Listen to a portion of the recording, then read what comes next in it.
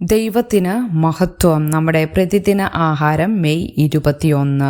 ക്രിസ്തുവിൻ്റെ ദയ വെച്ചു നീട്ടുക.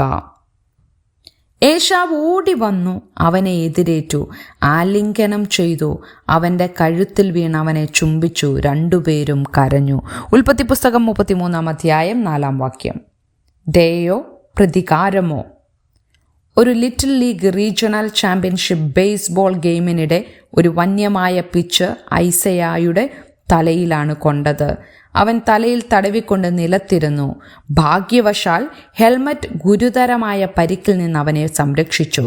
കളി പുനരാരംഭിച്ചപ്പോൾ തൻ്റെ മനഃപൂർവ്വമല്ലാത്ത പിഴവു മൂലം പിച്ചർ വിറയ്ക്കുന്നത് ഐസയ ശ്രദ്ധിച്ചു. ആ നിമിഷം ഐസയ അസാധാരണമായ ഒരു കാര്യം ചെയ്തു.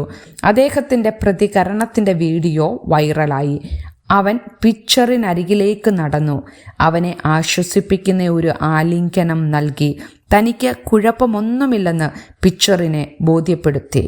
കലഹത്തിൽ കലാശിക്കുമായിരുന്ന ഒരു സാഹചര്യത്തിൽ ഐസയ ദയ തിരഞ്ഞെടുത്തു. പഴയ നിയമത്തിൽ ഏശാവ് തന്നെ വഞ്ചിച്ച ഇരട്ട സഹോദരനായ യാക്കോബിനോട് പ്രതികാരം ചെയ്യാനുള്ള ദീർഘകാല പദ്ധതികൾ ഉപേക്ഷിക്കുന്നത് കൂടുതൽ ബുദ്ധിമുട്ടായിരുന്നെങ്കിലും സമാനമായ ഒരു തെരഞ്ഞെടുപ്പ് നടത്തുന്നതായി നാം കാണുന്നു. 20 വർഷത്തെ പ്രവാസത്തിനു ശേഷം യാക്കോബ് നാട്ടിലേക്ക് മടങ്ങിയപ്പോൾ യാക്കോബ് തന്നോട് ചെയ്ത തെറ്റുകൾക്ക് പ്രതികാരം ചെയ്യുന്നതിന് പകരം ദയയും ക്ഷമയും ഏശാവ് തിരഞ്ഞെടുത്തു. ഏശാവ് യാക്കോബിനെ കണ്ടപ്പോൾ ഓടി വന്ന് അവനെ എതിരേറ്റു, ആലിംഗനം ചെയ്തു. ഏശാവ് യാക്കോബിൻ്റെ ക്ഷമാപണം സ്വീകരിക്കുകയും ഒരു കുഴപ്പവുമില്ലെന്ന് അറിയിക്കുകയും ചെയ്തു. നമുക്കെതിരെ ചെയ്ത തെറ്റുകൾക്ക് ആരെങ്കിലും പശ്ചാത്താപം പ്രകടിപ്പിക്കുമ്പോൾ നമുക്കും ദയ അല്ലെങ്കിൽ പ്രതികാരം തിരഞ്ഞെടുക്കേണ്ടി വരും. ദയയോടെ അവരെ സ്വീകരിക്കുന്നത് തിരഞ്ഞെടുക്കുമ്പോൾ നാം യേശുവിൻ്റെ മാതൃക പിന്തുടരുകയാണ് ചെയ്യുന്നത്. ഒപ്പം അനുരഞ്ജനത്തിലേക്കുള്ള ഒരു വഴിയുമാണത്.